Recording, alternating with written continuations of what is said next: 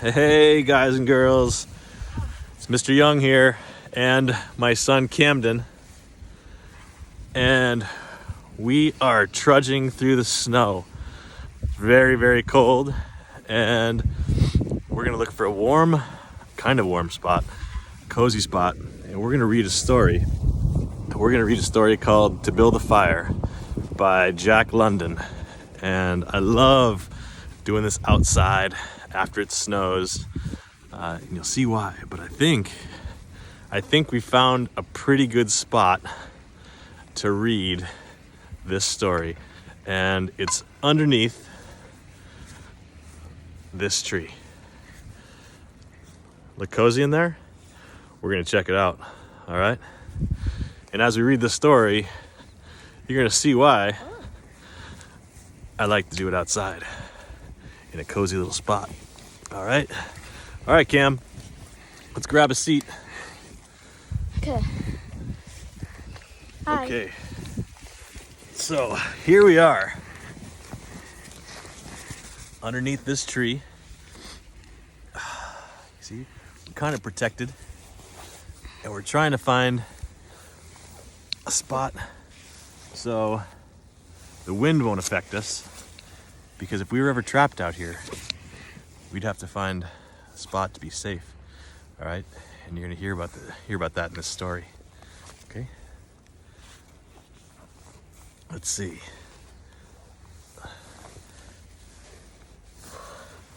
Put your gloves on. Put your gloves on. So this is To Build a Fire by Jack London. Day had waned cold and gray when the man turned aside from the main Yukon Trail. He climbed the high earth bank where a little traveled trail led east through the pine forest. It was a dark bank, and he paused to breathe at the top. He excused the act to himself by looking at his watch. At 9 o'clock in the morning. It was 9 o'clock in the morning. There was no sun or promise of sun, although there was not a cloud in the sky. It was a clear day. However, there seemed to be an indescribable darkness over the face of things. That was because the sun was absent from the sky. This fact did not worry the man. He was not alarmed by the lack of sun. It had been days since he had seen the sun. So think about that. Where would he be where there's days without seeing the sun? In the Yukon. So he's up north. The man looked along the way he had come. The Yukon lay a mile wide and hidden under 3 feet of ice. On top of this ice were as many feet of snow. It was all pure white, north and south, as far as his eye could see. It was unbroken white.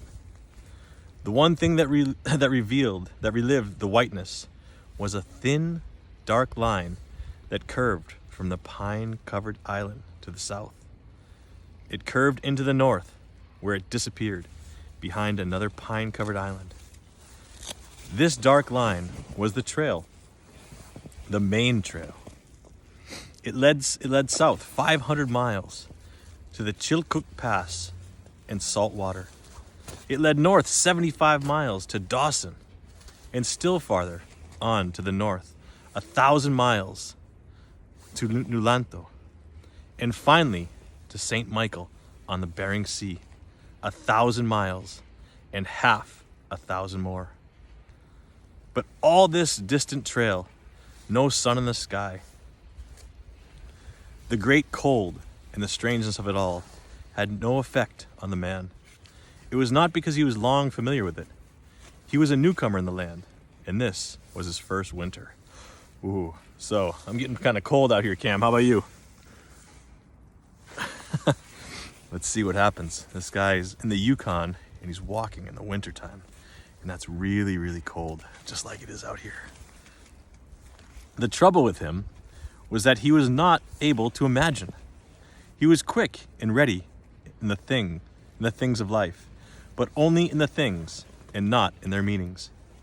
50 degrees below zero meant 80 degrees of frost.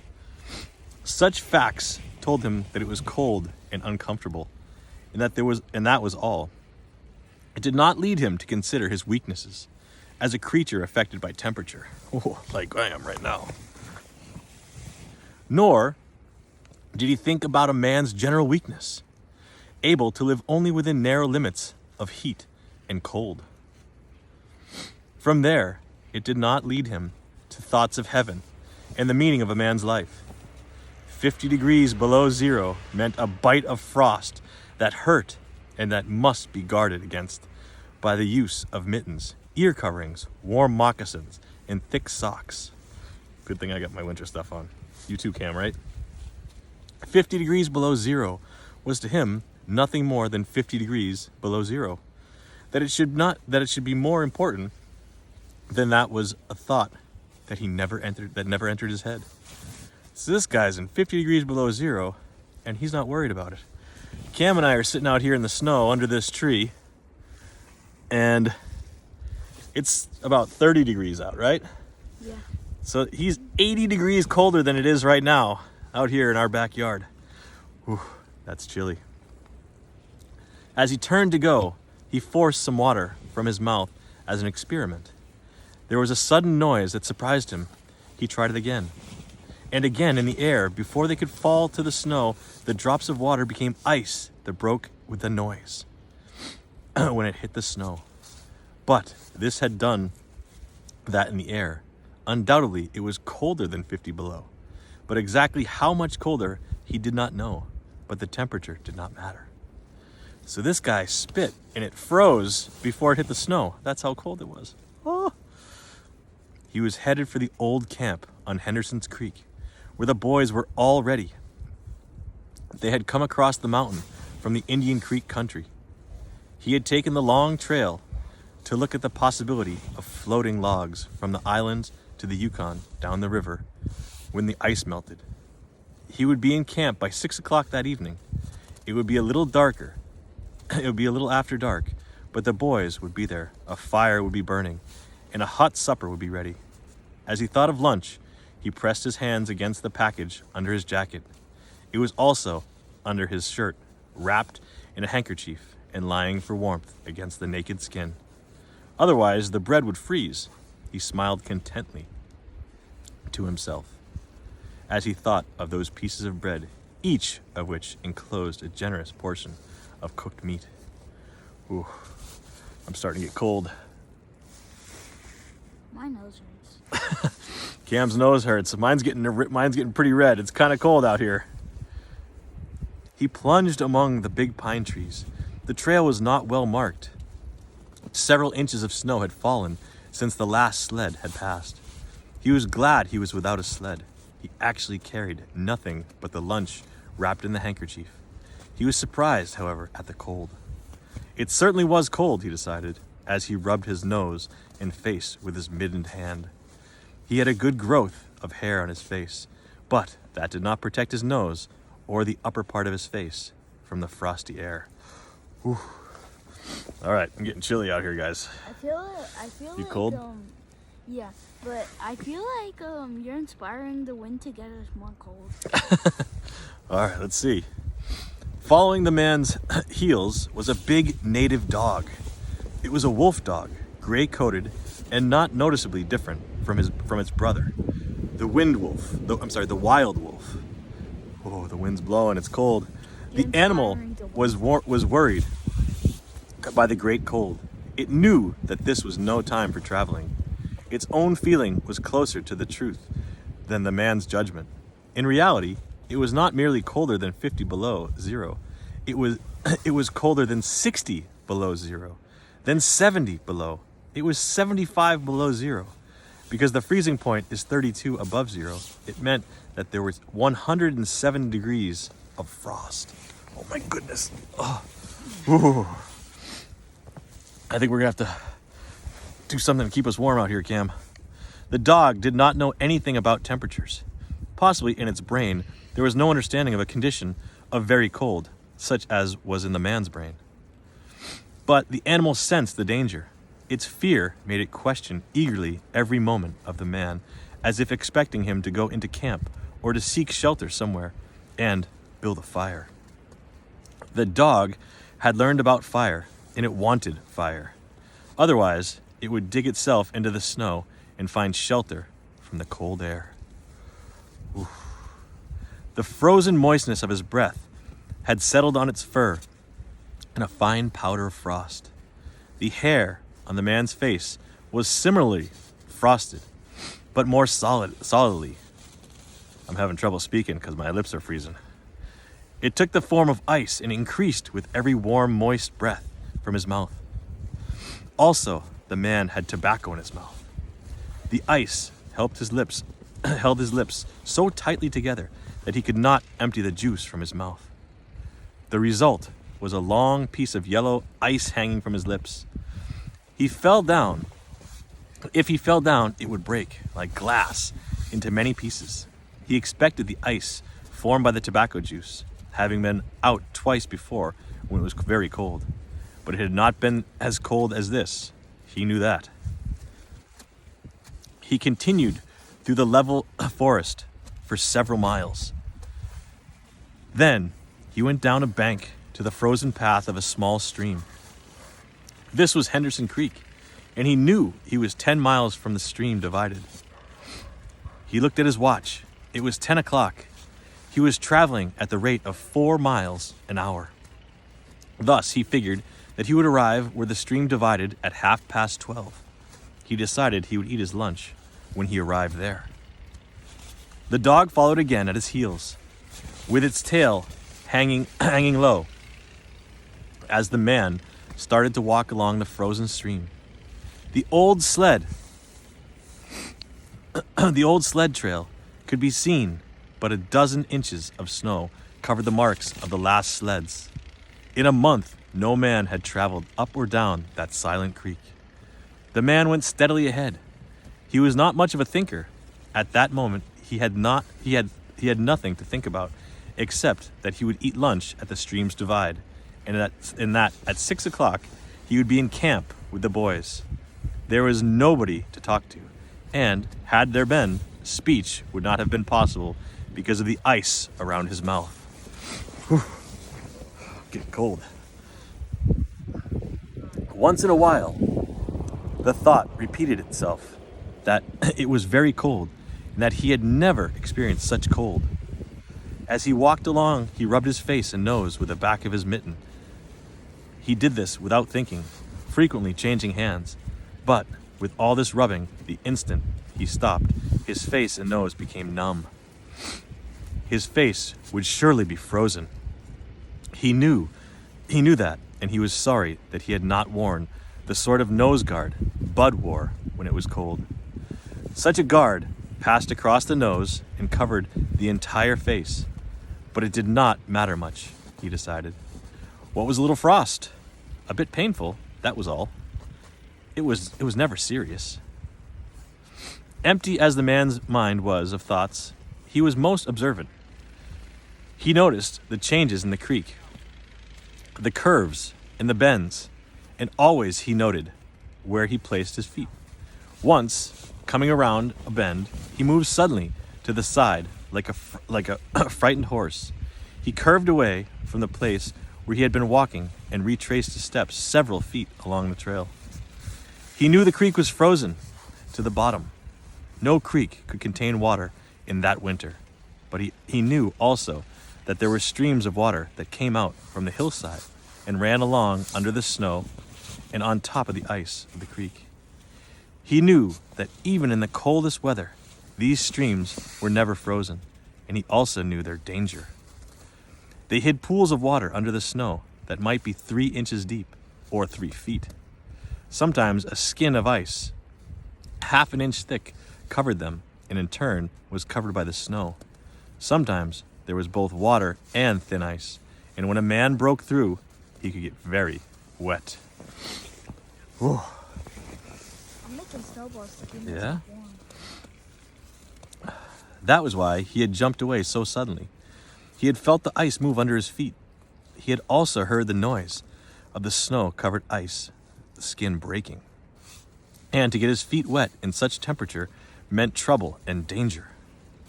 At the very least, it meant delay because he would be forced to stop and build a fire. Only under its protection could he bare his feet while he dried his socks and moccasins. He stood and studied the creek bottom. In its banks, he decided that the flowing stream of water came from the right side. He thought a while, rubbing his nose and face. Then he walked to the left. He stepped carefully and tested the ice at each step. Once away from the danger, he continued at his 4-mile pace. During the next 2 hours, he came to several similar dangers. Usually, the snow above the pools had sunken appearance. However, once again, he came near to falling through the ice. Once, sensing danger, he made the dog go ahead. The dog did not want to go. Dog sounds smart. It hesitated until the man pushed it forward. Then it went quickly across the white, unbroken surface. Suddenly, it fell through the ice, but climbed out on the other side, which was firm. It had wet its feet and legs. Almost immediately, the water on them turned to ice. The dog made quick efforts to get the ice off his legs. Then it lay down in the snow and began to bite out the ice that had formed between its toes. The animal knew enough to do this. To permit the ice to remain would mean sore feet. It did not know this. It merely obeyed the commands that arose from the deepest part of its being. But the man knew these things, having learned them from experience. He removed the mitted hand from his right hand and helped the dog tear out the pieces of ice. He did not bare his fingers more than a minute and was surprised to find that they were numb. It certainly was cold. He pulled on the mitten quickly and beat the hand across his breast. At 12 o'clock, the day was at its brightest. Yet the sun did not appear in the sky. At 12:30, on the minute, he arrived at the divide in the creek. He was pleased at his rate of speed. If he continued, he would certainly be back with the boys by 6 o'clock that evening. He unbuttoned his jacket and shirt and pulled forth his lunch. The action took no more than a quarter of a minute. Yet, in that brief moment, the numbness touched his bare fingers. He did not put the mitten on, but instead struck the fingers against his legs. Then he sat down on the snow-covered log to eat. The pain that followed the striking of his fingers against his legs ceased so quickly that he was frightened. He had not had time to take a bite of his lunch. He struck the fingers repeatedly and returned them to the mitten. Then he bared the other hand. Then he bared the other hand for the purpose of eating. He tried to take a mouthful, but the ice around his mouth prevented it. Then he knew what was wrong. He had forgotten to build a fire and warm himself. He laughed at his own foolishness. As he laughed, he noted the numbness in his bare fingers. Also, he noted that the feeling which had first come to his toes when he sat down was already passing away. He wondered whether the toes were warm or whether they were numb. He moved them inside the moccasins and decided they were numb. Here, Cam, hold this for a second. All right. Hold the iPad too. Whew. Hold that. I gotta dig myself a little clear in here so I can sit down. I'm making a frosty. Whew. All right. I'm gonna try and get in the snow because I'm really cold. All right, let's see. Thanks, Cam. I'm getting cold. I'm snuggling up next to this tree. He pulled the mitten on hurriedly and stood up. He was somewhat frightened. He stamped forcefully until the feeling returned to his feet. It certainly was cold, was his thought. That man from Sulphur Creek had spoken the truth when telling how cold it sometimes got in this country. And he had laughed at him at the time. That showed one must not be too sure of things. There was no mistake about it. It was cold. He walked a few steps, stamping his feet and waving his arms, until reassured by the returning warmth. Then he took some matches and proceeded to make a fire. In the bushes, the high water had left a supply of sticks. From here, he got wood for his fire.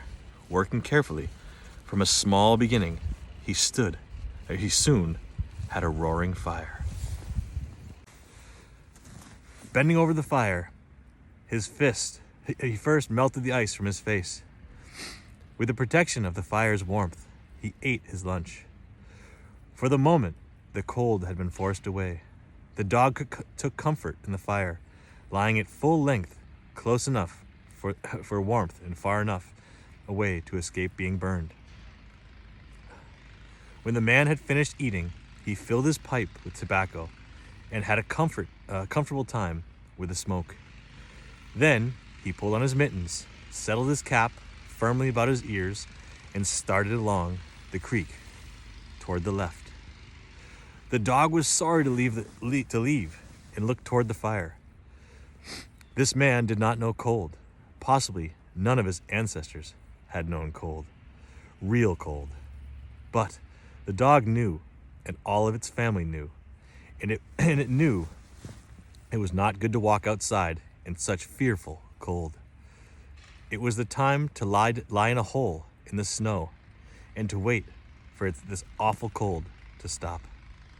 There was no real bond between the dog and the man. The one was the slave of the other. The dog made no effort to indicate its fear to the man. It was not concerned with the well-being of the man. It was for its own sake that it looked toward the fire. But the man whistled and spoke to it with the sound of the whip in his voice. So the dog started walking close to the man's heels and followed him along the trail. The man put more tobacco in his mouth and started a new growth of yellow ice in his face. Against his moist breath, quickly powdered the hair on his face with white.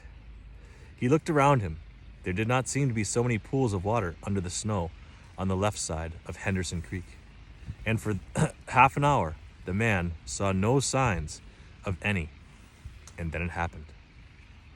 At a place where there were no signs, the man broke through. It was not deep. He was wet to the knees before he got out of the water to firm snow. He was angry and cursed his luck aloud. He had hoped to get into camp with the boys at 6 o'clock, and this would delay him an hour. Now he would have to build a fire and dry his moccasins and socks. This was most important at the low temperature. He knew that much. So he turned aside to the bank, which he climbed. On top, under several small pine trees, he found some firewood, which had been carried there by the high water of last year. There were some sticks, but also larger branches and some dry grasses. He threw several large branches on top of the snow. This served for a foundation and prevented the young flame from dying in the wet snow. He made a flame by touching a match to a small piece of tree bark that he took from his pocket. This burned even better than paper. Placing it on the foundation, he fed the young flame with pieces of dry grass and with the smallest dry sticks. He worked slowly and carefully, realizing his danger. Gradually, as the flame grew stronger, he increased the size of the sticks with which he had fed it. He sat in the snow, pulling the sticks from the bushes under the trees and feeding them directly into the flame. He knew he must not fail. When it is 75 below zero, a man must not fail in his first attempt to build a fire. This is especially true if his feet are wet. If his feet are dry and he fails, he can run along the trail for half a mile to keep his blood moving. But the blood in wet and freezing feet cannot be kept moving by running when it is 75 degrees below. No matter how fast he runs, the wet feet will freeze even harder. All this the man knew. The old man on Sulphur Creek had told him about it, and now he was grateful for the advice. Already all feeling had gone from his feet. To build the fire, he had been forced to remove his mittens, and the fingers had quickly become numb. His pace of 4 miles an hour had kept his heart pushing the blood to all parts of his body, but the instant he stopped, the action of the heart slowed down. Ooh, I lost my place, I'm so cold. But he now received the full force of the cold. The blood of his body drew back from it. The blood was alive, like the dog. Like the dog, it wanted to hide and seek cover, away from the fearful cold. As long as he walked 4 miles an hour, the blood rose to the surface, but now it sank down into the lowest depths of his body. His feet and hands were the first to feel its absence. His wet feet froze first. His bare fingers were numb, although they had not yet begun to freeze. Nose and face were already freezing, while the skin of all his body became cold as it lost its blood. But he was safe. Toes and nose and face would be only touched by the frost, because the fire was beginning to burn with strength. He was feeding it with sticks the size of his finger. In another minute, he would be able to feed it with larger branches. Then he could remove his wet moccasins and socks. While they dried, he could keep his naked feet warm by the fire, rubbing them first with snow. The fire was a success. He was safe. He remembered the advice of the old man on Sulphur Creek and smiled. The man had been very serious when he said that no man should travel alone in that country after 50 below zero. Well, here he was. He had had the accident. He was alone, and he had saved himself. Those old men were rather womanish, he thought. All a man must do was to keep his head, and he was all right. Any man who was a man could travel alone, but it was surprising the rapidity with which his face and nose were freezing, and he had not thought his fingers could lose their feeling in such a short time. Without feeling, they were, because he found it very difficult to make them move together, to grasp a stick. They seemed far from his body and far from him. When he touched a stick, he had to look to see whether or not he was holding it. Ooh, have anybody ever had really, really cold hands and feet? Mine are right now. Ooh. All of which mattered little. There was fire, promising life with every dancing flame. He started to untie his moccasins. They were coated with ice. The thick socks were like iron, almost to the knees. The moccasin strings were like ropes of steel. For a moment he pulled them with his unfeeling fingers. Then, realizing the foolishness of it, he grasped his knife. But before he could cut the strings, it happened. It was his own fault, or instead, his mistake. He should not have built the fire under the pine tree. He should have built it in an open space. But it had been easier to pull the sticks from the bushes and drop them directly onto the fire. Now, the tree under which he had done this carried a weight of snow on its branches. No wind had been blowing for weeks, and each branch was heavy with snow. Each time he pulled a stick, he shook the tree slightly. There had been just enough movement to cause the awful thing to happen. High up in the tree, one branch dropped its load of snow. So just like this, imagine he's underneath the tree just like this. And he's got his fire going, he's finally happy. And he's getting warm, and then all the snow, boom, drops down. No wind had been blowing for weeks, and each branch was heavy with snow. Each time he pulled a stick, he shook the tree slightly. There had been just enough movement to cause the awful thing to happen. High up in the tree, one branch dropped its load of snow. This fell on the branches beneath. This process continued, spreading through the whole tree. The snow fell without warning upon the man and the fire was dead. Where it had burned was a pile of fresh snow. The man was shocked. It was like hearing his own judgment of death. For a moment, he sat and stared at the spot where the fire had been. Then he grew very calm. Perhaps the old man on Sulphur Creek was right. If he had a companion on the trail, he would be in no danger now. The companion could have built the fire. Now he must build the fire again, and this second time he must not fail. Even if he succeeded, he would be likely to lose some toes.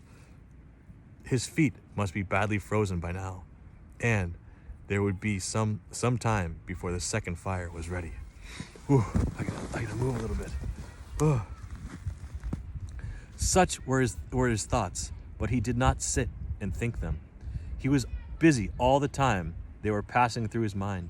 He made a new foundation for a fire, this time in an open space where no tree would be above it. Next, he gathered dry grasses and tiny sticks. He could not bring his fingers together to pull them out of the ground, but he was able to gather them by the handful. In this way, he also got many pieces that were undesirable, but it was the best he could do. He worked carefully, even collecting an armful of the larger branches to be used later when the fire gathered strength. And all the while the dog sat and watched him. There was an anxious look in its eyes because it depended upon him as the fire provider, and the fire was slow in coming. When all was ready, the man reached in his pocket for the second piece of tree bark. He knew the bark was there, although he could not feel it with his fingers. He tried again and again, but he could not grasp it.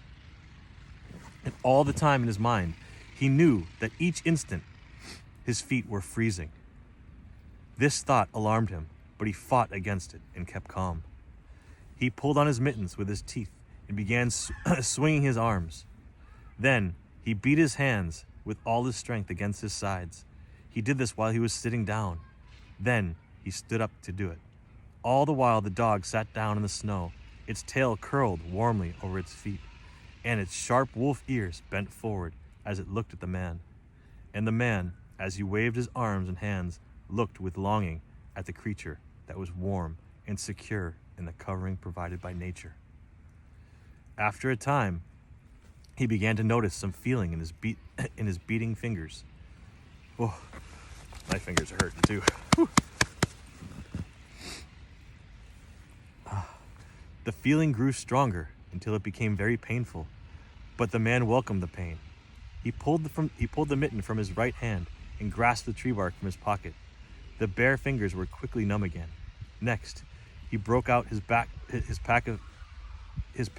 of matches, but the awful cold had already driven the life out of his fingers. In his effort to separate one match from the other, the whole pack fell in the snow. He tried to pick it out of the snow, but failed. The dead fingers could neither touch nor hold. Whew, he's in trouble. Now he was very careful. He drove the thought of his freezing feet and nose and face from his mind. He devoted his whole soul to picking up the matches. He followed the movement of his fingers with his eyes, using his sense of sight instead of that of touch. When he saw his fingers on each side of the pack, he closed them. That is, he willed them to close because the fingers did not obey.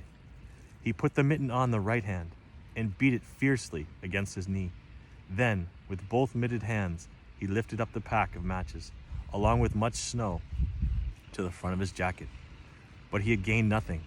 After some struggling, he managed to get the pack between his mittened hands. In this manner, he carried it to his mouth. Ice broke as he opened his mouth with a fierce effort. He used his upper teeth to rub across the pack in order to separate a single match. He succeeded in getting one, which he dropped on his jacket. His condition was no better. He could not pick up the match. Then he thought how he might do it. He picked up the match in his teeth and drew it across his leg. 20 times he did this before he succeeded in lighting it. As it flamed, he held it with his teeth to the tree bark, but the burning smell went up his nose, causing him to cough. The match fell into the snow, and the flame died. The old man in Sulphur Creek was right, he thought in the moment of controlled despair that followed. After 50 below zero, a man should travel with a companion. He beat his hands, but failed to produce any feeling in them. Suddenly, he bared both hands, removing the mittens with his teeth. He caught the whole pack of matches between his hands. His arm muscles were not frozen, and he was able to press the hands tightly against the matches. Then he drew the whole pack along his legs. It burst into flame, 70 matches at once. There was no wind to blow them out. He kept his head to one side to escape the burning smell. and held the flaming pack to the tree bark. As he so held it, he noticed some feeling in his hand. His flesh was burning. He could smell it. The feeling developed into pain. He continued to endure it. He held the flame of the matches to the bark that would not light readily, because his own burning hand were taking most of the flame. Finally, when he could endure no more, he pulled his hand apart from the flaming matches, fell into the snow, but the tree bark was burning. He began laying dry grasses in the tiniest sticks onto the flame. He could not choose carefully, because they must be pieces that could be lifted between his hands. Small pieces of grass, green grass, stayed on the sticks, and he bit them off as well as he could with his teeth. He treated the flame carefully. It meant life, and it must not cease. The blood had left the surface of his body, and he now began to shake from the cold. A large piece of wet plant fell on the little fire. He tried to push it with his fingers. His shaking body made him push it too far, and it scattered the little fire over a wide space. He tried to push the burning grasses and sticks together again. Even with the strong effort that he made, his trembling fingers would not obey, and the sticks were hopelessly scattered. Each stick smoked a little and died. The fire provider had failed. As he looked about him, his eyes noticed the dog sitting across the ruins of the fire from him. It was making uneasy movements, slightly lifting one foot and then the other. The sight of the dog put a wild idea into his head. He remembered the story of the man caught in a storm who killed an animal and sheltered himself inside the dead body, and thus was saved. He would kill the dog and bury his hands in the warm body until feeling returned to them. Then he could build another fire. Oof, that's kind of harsh. He spoke to the dog, calling it to him, but his voice was a strange note of fear and frightened the animal. It had never known the man to speak in such a tone before. Something was wrong, and it sensed danger. It knew not what danger, but somewhere in its brain arose the fear of a man. It flattened its ears, and the sound of the man's voice, its uneasy movements, and its lifting of its feet became more noticeable, but it would not come to the man. He got down on his hands and knees and went for the dog. But this unusual position again excited fear, and the animal moved away. The man sat in the snow for a moment and struggled for calmness. Then he pulled on his mittens, using his teeth, and then stood on his feet. He glanced down to assure himself that he was really standing, because lack of feeling in his feet gave him no relation to the earth. His position, however, removed the fear from the dog's mind. When he commanded the dog with his usual voice, the dog obeyed and came to him. As it came within his reach, the man lost control. His arms stretched out to hold the dog, and he experienced real surprise when he discovered that his hands could not grasp. There was neither bend nor feeling in his fingers. He had forgotten for the moment that they were frozen and that they were freezing more and more. All this happened quickly, and before the animal could escape, he encircled its body with his arms. He sat down in the snow, and in its fashion held the dog while it barked and struggled. But it was all he could do, hold his body encircled in his arms and sit there. He realized he could not kill the dog. There was no way to do it. With his frozen hands, he could neither draw nor hold his knife. Nor could he grasp the dog around the throat. He freed it, and it dashed wildly away, still barking. It stopped 40 feet away and observed him curiously, with ears sharply bent forward. The man looked down at his hands to locate them and found them hanging on the ends of his arms. He thought it curious that it was necessary to use his eyes to discover where his hands were. He began waving his arms, beating the mitted hands against his sides. He did this for 5 minutes. His heart produced enough blood to stop his shaking, but no feeling was created in his hands. A certain fear of death came upon him. He realized that it was no longer a mere problem of freezing. his fingers and toes, or of losing his hands and feet. Now it was a problem of life and death, with the circumstances against him. The fear made him lose control of himself, and he turned and ran along the creek bed on the old trail. The dog joined him and followed closely behind. The man ran blindly in fear, such as he had never known in his life. Slowly, as he struggled through the snow, he began to see things again: the banks of the creek, the bare trees, and the sky. The running made him feel better. He did not shake any more. Maybe if he continued to run, his feet would stop freezing. Maybe if he ran far enough, he would find the camp and the boys. Without doubt, he would lose some fingers and toes and some of his face, but the boys would take care of him and save the rest of him when he got there. And at the same time, there was another thought in his mind that said he would never get back to camp and the boys. It told him that it was too many miles away, that the freezing had too great a start, that he would soon be dead. He pushed this thought to the back of his mind and refused to consider it. Sometimes it came forward and demanded to be heard, but he pushed it away and tried to think of other things. It seemed strange to him that he could run on his feet so frozen that he could not feel them when they struck the earth and took the weight of his body. He seemed to be flying along above the surface and have no connection with the earth. His idea of running until he arrived at camp and the boys presented one problem. He lacked endurance. Several times he caught himself as he was falling. Finally, he dropped to the ground, unable to stop his fall. When he tried to rise, he failed. He must sit and rest, he decided. Next time, he would merely walk and keep going. Warm and comfortable. He was not shaking, and it even seemed that a warm glow had come to his body. And yet, when he touched his nose or face, there was no feeling. Running would not bring life to them, nor would it help his hands and feet. Then, the thought came to him that the frozen portions of his body must be increasing.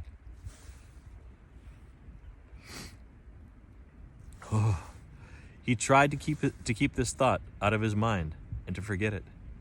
He knew that such thoughts caused a feeling of fright in him, and he was afraid of such feelings. But the thought returned and continued until he could picture his body totally frozen. This was too much, and again he ran wildly along the trail. Once he slowed to a walk, but the thought of the freezing of his body was increasingly made him run again. And all the time the dog ran with him at his heels. When he fell a second time, the dog curled its tail over his feet and sat in front of him, facing him, curiously eager. The warmth and security of the animal angered him. He cursed it until it flattened its ears. This time, the shaking, because of the cold, began more quickly. He was losing his battle with the frost. It was moving into his body from all sides. The thought drove him forward, but he ran no more than 100 feet when he fell head first. It was his last moment of fear. When he had recovered his breath and his control, he sat and thought about meeting death with dignity. However, the idea did not come to him in exactly this manner. His idea was that he had been acting like a fool. He had been running around like a chicken with its head cut off. He was certain to freeze in his present circumstances, and he should accept it calmly. With this newfound peace of mind came the first sleepiness. A good idea, he thought, to sleep his way to death. Freezing was not as bad as people thought. There were many worse ways to die. He pictured the boys finding his body the next day. Suddenly, he saw himself with them, coming along the trail and looking for himself. And, still with them, he came around a turn in the trail and found himself lying in the snow. He did not belong with himself anymore. Even then, he was outside of himself, standing with the boys and looking at himself in the snow. It certainly was cold. Was his thought. When he returned to the United States, he could tell the folks what real cold was. His mind went from this to the thought of the old man on Sulphur Creek. He could see him quite clearly, warm and comfortable and smoking a pipe. "You were right, old fellow, you were right," he murmured to the old man of Sulphur Creek. Then the man dropped into what seemed to him the most comfortable and satisfying sleep he had ever known. The dog sat facing him and waiting. The brief day ended in a long evening. There were no signs of a fire to be made. Never in the dog's experience had it known a man to sit like that in the snow and to make no fire. As the evening grew darker, its eager longing for the fire mastered it. With much lifting of its feet, it cried softly. Then it flattened its ears, expecting the man's curse, but the man remained silent. Later, the dog howled loudly, and still later it moved close to the man and caught the smell of death. This made the animal back away. A little longer, it delayed, howling under the stars that leapt and danced and shone brightly in the cold sky. Then it turned and ran along the trail toward the camp it knew, where there were food and other providers and fire providers. Ooh, and that is Jack London's To Build a Fire. And I'm telling you, I'm shivering out here. And I actually had to stop the video a little bit and clear the snow for a place for me to sit. So that's it. I hope you guys enjoyed it. And that's always a special one to read in the wintertime when it's cold out. So think about it. You want to be smart when you're outside and in the cold. So have a good day, everybody. I'm going inside and getting warm, and I'm going to build myself a fire.